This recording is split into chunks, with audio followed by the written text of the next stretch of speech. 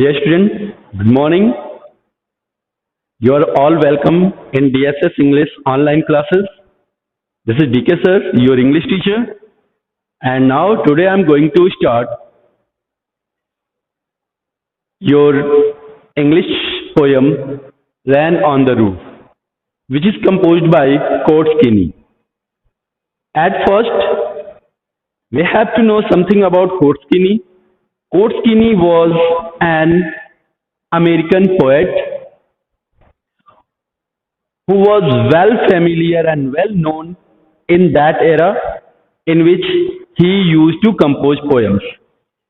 He has a versatile quality. Not even he was only a poet. He was a brilliant composer and expert politician, a journalist, and a socialist. So Coates has a lot of experiences and he used to give all experiences into his poems. The present poem, Ran on the Roof, is one of a brilliant creation of Coates Kinney, in which he want to express the reminiscence, the importance of reminiscence. What do you mean by reminiscence? Reminiscence means the past memories. The past memories, that means वे यादें जो भूल चुकी होती हैं और किसी incident की वजह से वो यादें हमें पुनः याद आने लगती हैं. That is known as reminiscence. And it is also takes us in a nostalgia. That means जब हम किसी ऐसे इवेंट्स में देखते हैं तो वो इवेंट्स अगर को रिलेट करता है हमारे किसी पास्ट इवेंट से तो हमें वो पास्ट इवेंट्स याद आने लगते हैं. These things happen in this poem with the poet. Means poet express that when he hears the patter sound of raindrops, he began to think of his past memories. And these things is explained in this stanza. So student, we will discuss this stanza and also we shall discuss and explain the important meanings which is used in this stanza. So let's start the meaning at first. Meaning humid. Humid, that means moisture. Hover, that means around something here and there. Move around something here and there. Melancholy. Melancholy, that means sad mood. A gloom mood. Bliss, happiness, and the patter, that means the sound of raindrop falling on the roof. That means the sound created by raindrops. And we will discuss the poetic devices which is used in this stanza after explaining this stanza. So student, let's start the stanza. When all the humid shadow hover over all the starry sphere, that means when the humid shadow hover and overshadow to the sky and moving here and there, it shows that the rain is about to fall down. And its overshadow is covered the all starry spheres. Starry spheres means entire sky which is covered by the patch of clouds, which is sign to text or to give us some drops. That means it is about to rain. And the melancholy darkness gently weeps in rainy tears. And when the patch of clouds overshadow the starry spheres show a melancholy darkness. Melancholy darkness means a sad mood. It shows the sad mood of partially darkness, and the clouds begin to weep and it fall down in form of tears.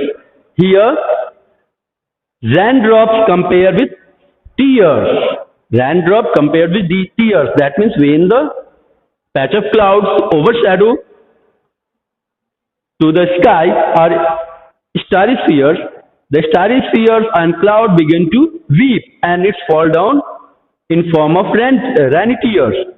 What a bliss to press the pillow of a cottage chamber bed and what a breeze to press a pillow.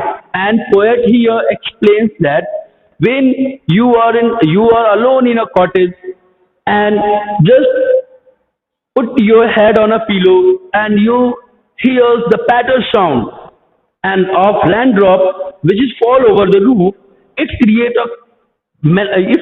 a very sweet sound, a very concord music, and that gives you a pleasant sense in your heart. And lie listening to the patter of the soft rain overhead. And it creates a very concord sound when you listen the patter sound which is fall in form of raindrop over the roof. It's called the soft rain over the head. Its soft rain drops fall and it create a very sweet sound. These things explained in this stanza, and now I think you have cleared all the sense which is used in this stanza and what the poet want to express in this stanza. You got it.